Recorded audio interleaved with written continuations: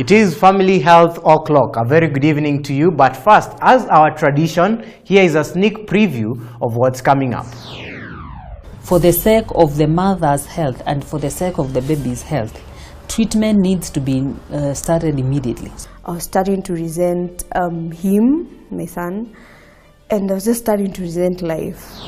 If, for example, the labor is prolonged, the risk of sepsis or infection to the baby is much higher than if you conduct it within the normal time. The baby can even end up requiring assisted ventilation, but that is now the severer forms.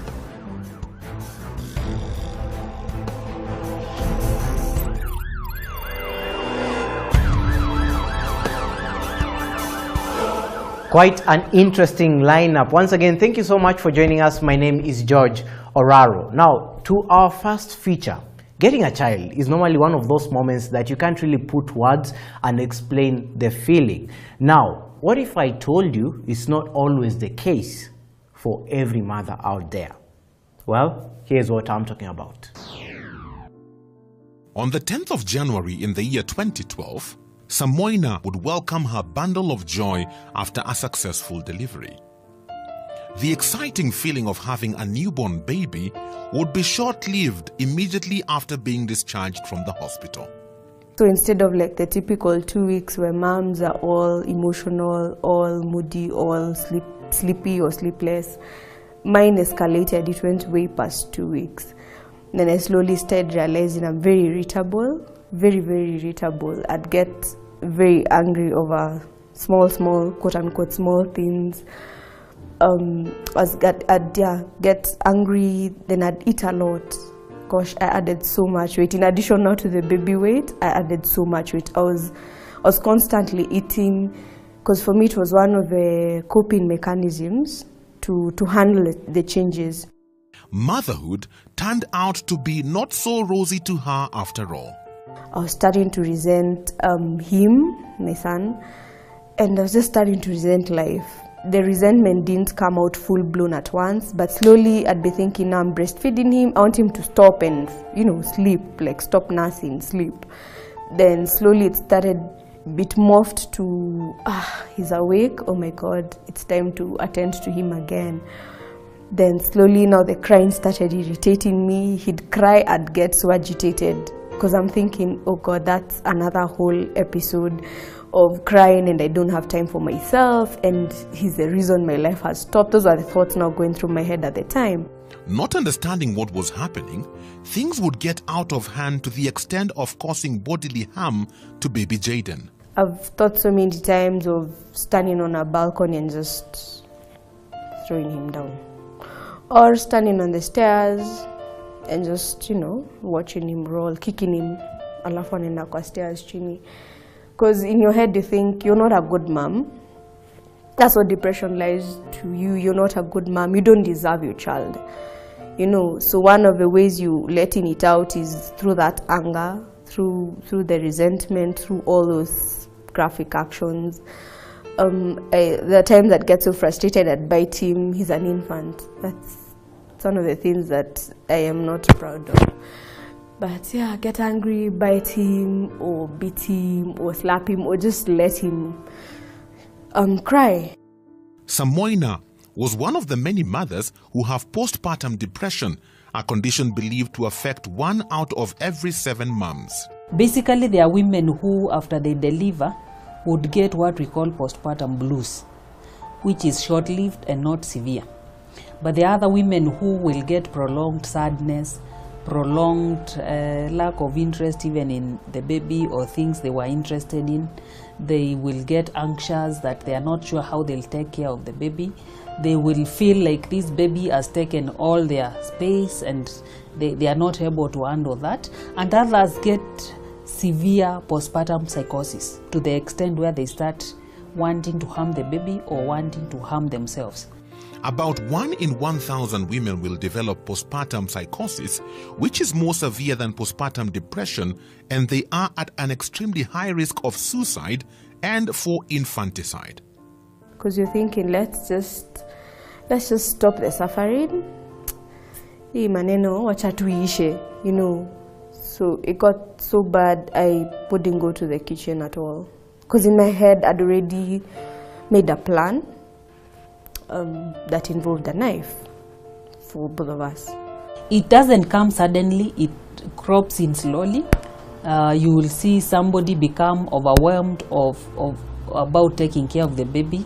They might even start crying, they might become sad, they might lose interest in things they liked, like if they liked enjoying a particular show on TV, they will not be interested. Some will even stop taking care of themselves, like showering. Some will appear irritable. You say something small and it puts them on the edge. They could, some when it's severe could have suicidal thoughts.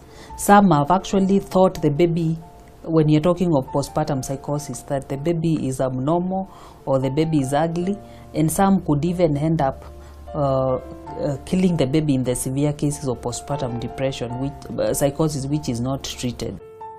Samoina would later get a sign of relief after understanding what she was dealing with. So much later now, where postpartum depression comes in and how I came to know what it is, was that day after he'd been crying. That day I slapped him. Alikuwa ameshinda akilia. He'd been crying for so long, endlessly. He was not wet, he was fed, he was not colicky. So I got frustrated and I just slapped him. Then the moment my hands landed on his cheek, then it hit me. What the hell have I just done? Like, what just happened? So I was shocked at myself, of course. And of course he didn't stop crying. So the moment I realized what I'd done, I walked away and left him there to go and gather myself. Then I remember that day, I went online and I Googled, like, what is wrong with me? Why am I a bad mom? Why do I hate my child so much? So all the results that started coming up after Googling that all pointed to postpartum depression. Certain factors and history, if not well controlled, increases one's risk of developing this condition. When we are talking about reduction of the hormones after delivery, every woman would get that reduction of the hormones, the estrogen, progesterone immediately after birth.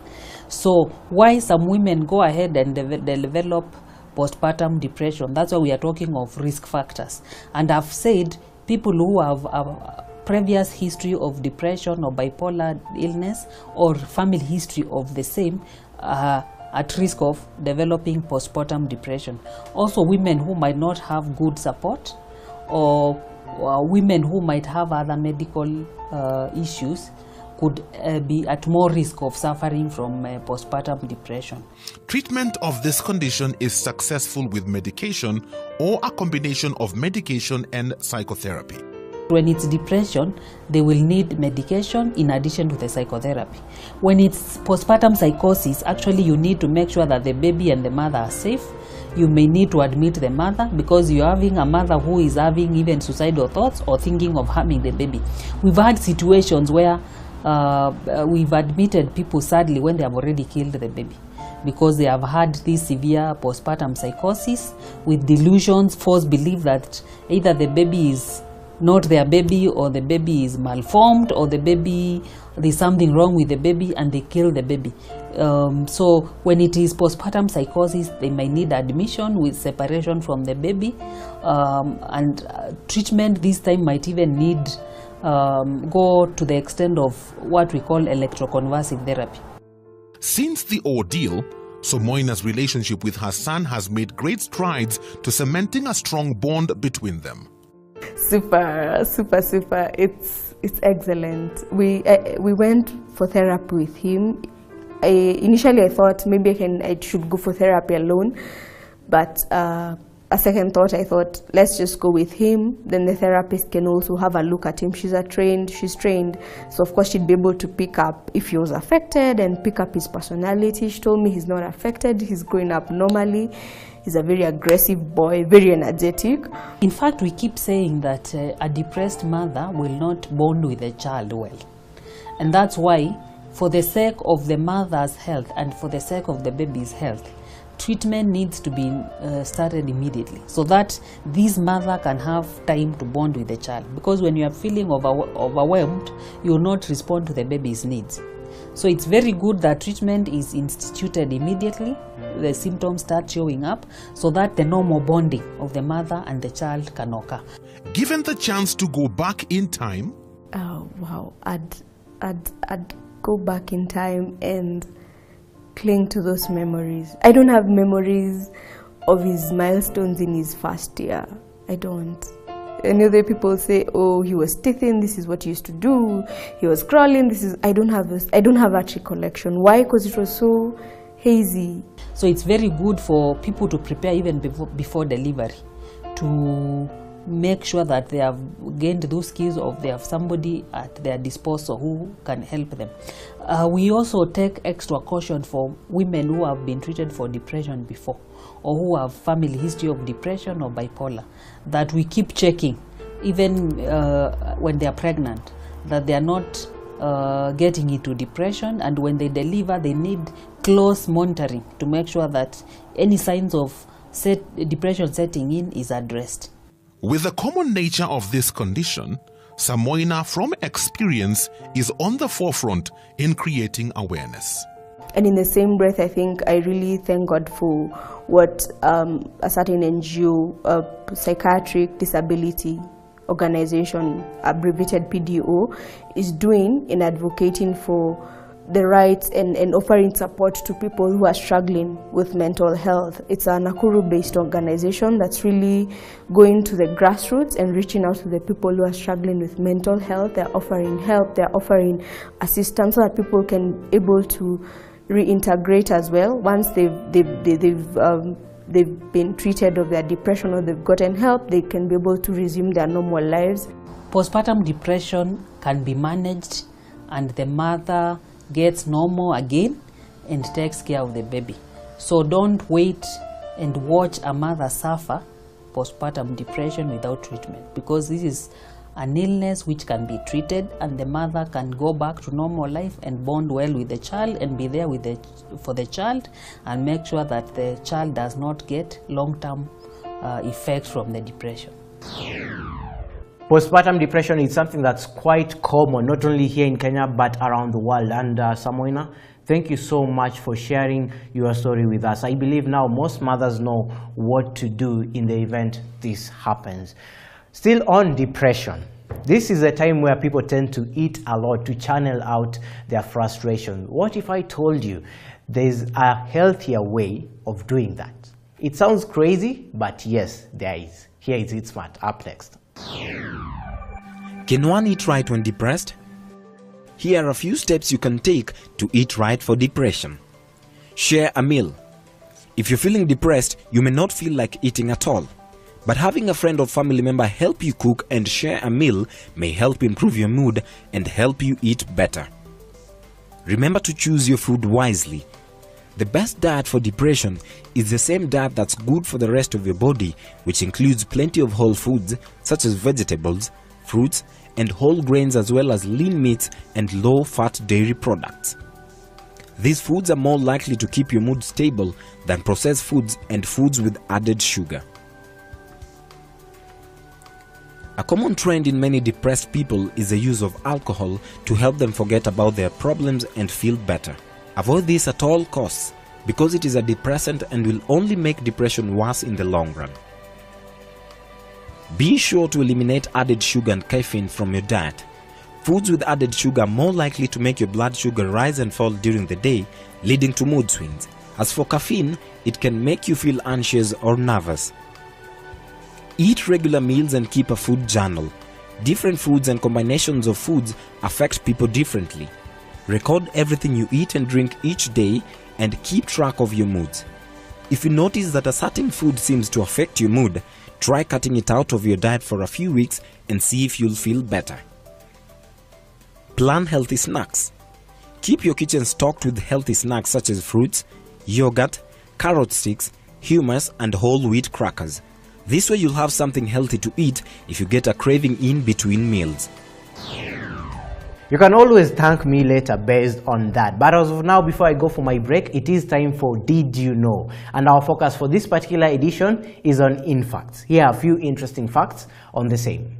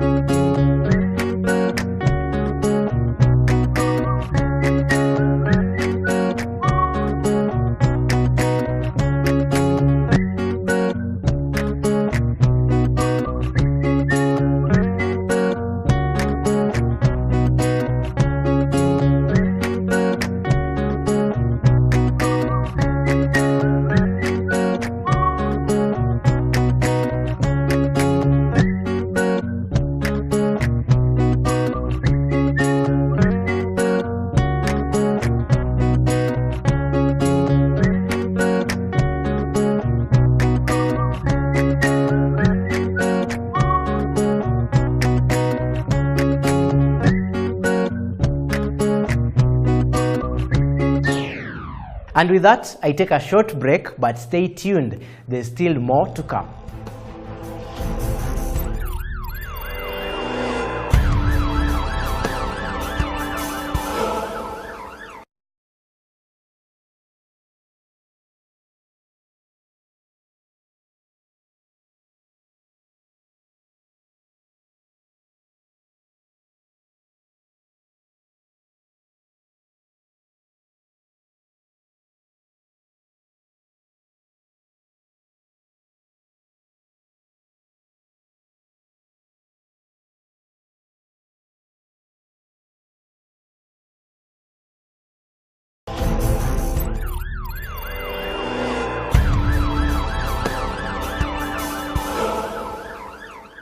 Welcome back, and thank you so much for staying tuned to Family Health. Now, picking up from where we left, when it comes to infants, there are so many infections, diseases and conditions that affect them. But for this particular edition, our focus is on neonatal sepsis. Here is a detailed coverage on what this condition is and its treatment.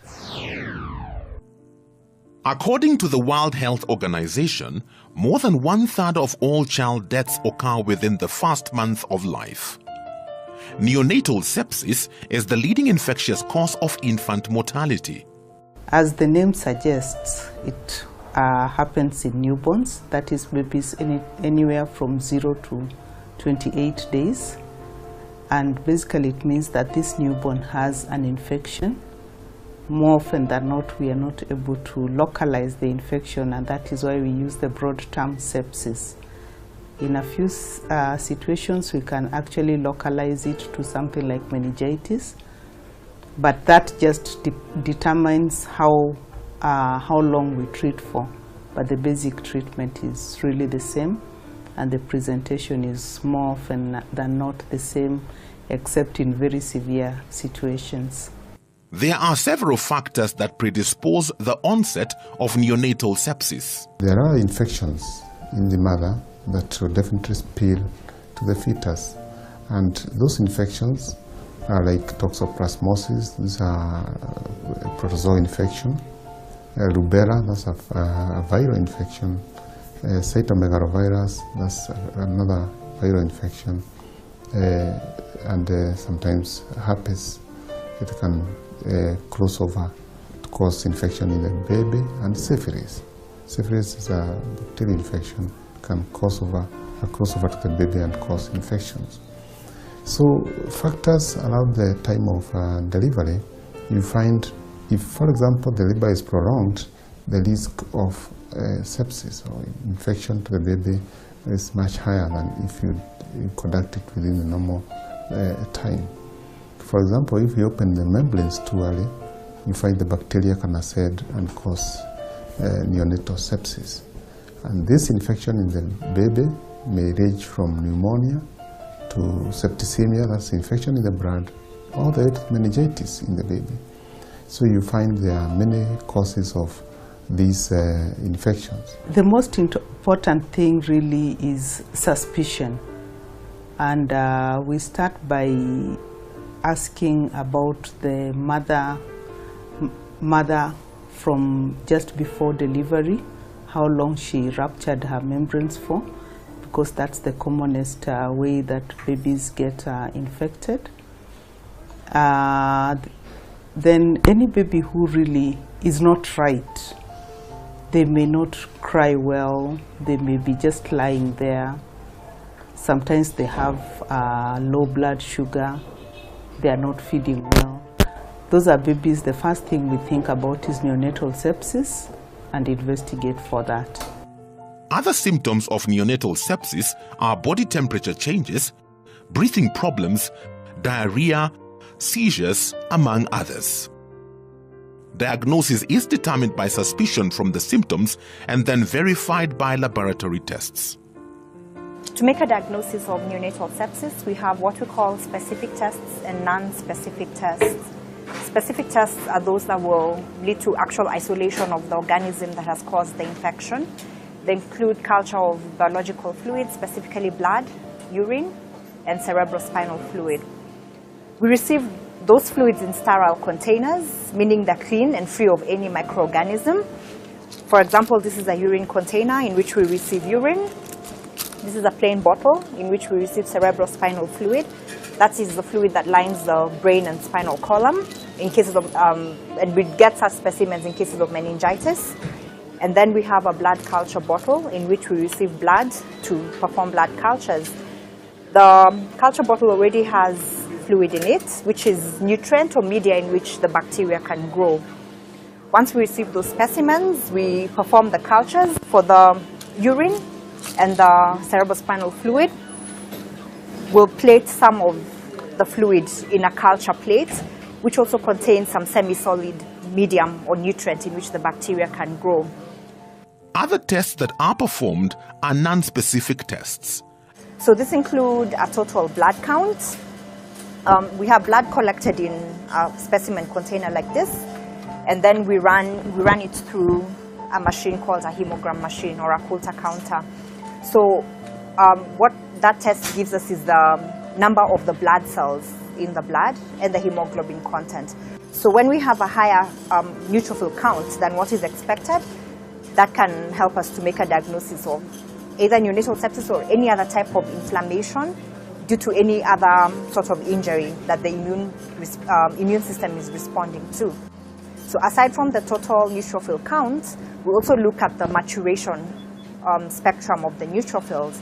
So we'll take that blood and spread it on a slide to prepare a film, and we'll examine that film under the microscope. So when we're looking at the film, we're basically looking at the morphology of these neutrophils to see how mature they are and the numbers.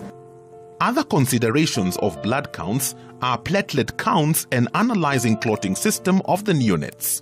Biochemical tests also determine the diagnosis of neonatal sepsis. When you combine the different tests, it gives you a better positive predictive value, meaning that if there's an actual infection, then the tests will be abnormal. And a single test may be negative, but if you have a combination of tests, that's more likely to give you a positive result. There are a lot of babies who we suspect have neonatal sepsis, but do not have. So when we do the laboratory diagnosis, then that then separates the two lots, the ones who have and the ones who don't have. But a lot of times we also just go on clinical grounds. Upon suspicion of neonatal sepsis, treatment should begin immediately because delayed treatment may cause death. Treatment, one is antibiotics, and then there's a big role of what we call supportive management. Supportive management basically means trying to support the baby as they fight the infection. You make sure that they are feeding okay. You make sure they are well hydrated. You take care of temperature control. And if the baby who is having convulsions, then you give anticonvulsants. So that has a big role to play. Of course, when it becomes severe, then there's a lot more involved than that. The baby can even end up requiring assisted ventilation, but that is now the severer forms.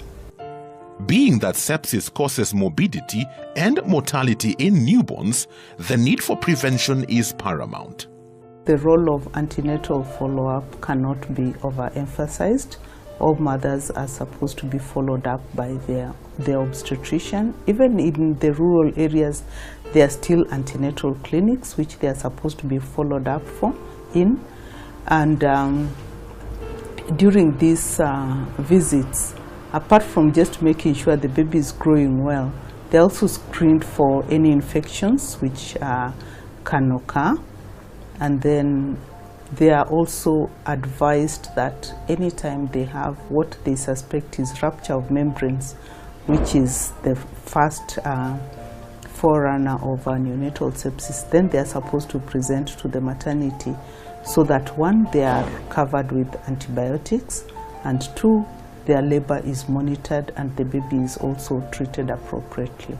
The membranes should be ruptured, and then delivery should occur within maybe 6 hours or so, not more than that, because the risk of bacteria ascending into the birth canal and all the way to the uterus, causing infection in the baby in the form of septicemia or infection in the blood or even pneumonia or meningitis in the baby. These are possibilities when we are talking about opening the fluid too early. So we don't want to rupture the membranes too early. And that way we'll have, if we follow those laid down procedures, you find we end up having a healthy population in terms of the babies and the mothers, and that way we are happy. Although neonatal sepsis can kill, when detected early and treated appropriately, the chances of survival are very high. Quite an interesting coverage on neonatal sepsis. I need to wrap up, but just before that, have you ever heard about flossing? If not, here is how to go about that. We are going to talk about flossing today. We spoke about toothbrushing techniques last time. Now we're going to talk about flossing. Flossing is now going to address the hygiene of teeth in between the teeth. As you know, the brush will not really go in between unless you really have big spacing. But now we're talking about the regular tight spaced, the tightly contacted teeth all around the mouth, from the top and the bottom. So we are basically interested in addressing the buildup of food that goes in between, so that we prevent decay that sometimes occurs in between the teeth. Now the dental floss is normally just a string of waxed fibers that you will use to clean again in between your teeth. This should be used on the regular, and by regular it should be done every day, at least once a day. And I'd recommend in the evening, so that you're able to clean in between your teeth and get all the food particles that are lodged in there removed. So when you're getting started, just pull out a piece of floss about a foot long. That's about 30 centimeters, or the size of a ruler, and then it has something that will aid you to cut. So cut it out, put the container aside. Now once you have the string, some people prefer using their thumbs, others their index fingers, so whichever way you want. So if you're using your index fingers, what you do is you wrap it around the middle finger, just on the left or the right. Start with the very tip of the end, so wrap it around gently like that. Then have a loose end that is hanging on this other side. Wrap it around the other middle finger, and then using your index fingers, you're going to now use that to go in between your teeth. If you prefer using your thumb, then you do the same, only now you put it on the index finger. So you wrap from the tip on one hand, and then on the other you wrap and have a loose end like that, and then now use your thumb to clean in between your teeth. So if you're using a model of your mouth here, so what I'd like you to focus on is that you're going down all the way to the level of your gum here. So what you do is, now I prefer using my index finger, so it will be a combination of my middle and index. So when I'm flossing, I put the floss in between the teeth, and then I go all the way down to where the teeth and the gum are. I don't know if you can see that, because you're supposed to go all the way down to where your gum are, so that now you're not focusing on the top part here. Your floss is actually going down to the gum, and as you can see there with my floss, it's completely tucked in my gum. So you're not sticking at the top here, because remember, the food will be lodged in between, not at the top here, but mostly at the bottom there, in between your gum and the tooth. So you have to clean it all the way down there. So when you're flossing, you have to aggravate the food and then dislodge it from the surfaces there, and then pull it out. So now that you know the motion that you're going to be using in getting in between your teeth all the way down to the gum, so you roll your finger. Remember, you have a loose end on this side, on the middle finger and the other middle finger, and then you floss. Once you floss, rub, pull, and then floss again, then rub, pull. then floss again, so that you're not transferring the food that you've just removed from the next tooth to the next and the next, like that. No. So make sure that if you run out of the floss and you still haven't finished flossing all your teeth, cut another foot-long floss and then use it again for the rest of your teeth. It's pretty straightforward. So remember, one from the tip end of the floss and the other have a loose hanging end like that, and then put, using your middle finger, go in between the teeth and floss. Now remember, you have two surfaces, so you have that tooth and this tooth, so you have two surfaces that you have to clean. So when you're flossing, focus on that side and then focus on this other tooth, and then pull out, then wrap, pull, then take it down again, focus on that tooth like that, and then that other tooth, then come out, wrap, pull, and then put it again, go all the way to the gum, then the other tooth, then pull it out, wrap, pull, until you finish all your teeth in the mouth, that is for the lower teeth and the upper teeth. And that way you'll be able to have covered the whole mouth and all the surfaces of the teeth, that is the biting surfaces, the in between the two teeth, on the side of the tongue, the side of the cheek. And then you can now rinse out. You can use your mouthwash at this point just to augment the mechanical action of brushing and flossing, and then you can go to bed, go about your day, and you'll be sure that now your gum health will be at the top. Remember, you're the primary caregiver of your teeth. You spend 6 months with your teeth, and your dentist will only see you once in those 6 months. Now, unlike me, who is your dentist, you are the one who lives with your teeth. You expose it to various things in terms of food and drink, and you should be the one to clean it much more frequently than I do. All right, so focus on proper technique, and then give me a less task in terms of cleaning your teeth, and that way your dental costs will be much lower than the regular expense of fillings and addressing the issue of gum health. Now, in addition to brushing, you know that you should also be flossing as well. Well, that there brings us to the end of this particular edition of Family Health, but I do believe it was worthwhile for you.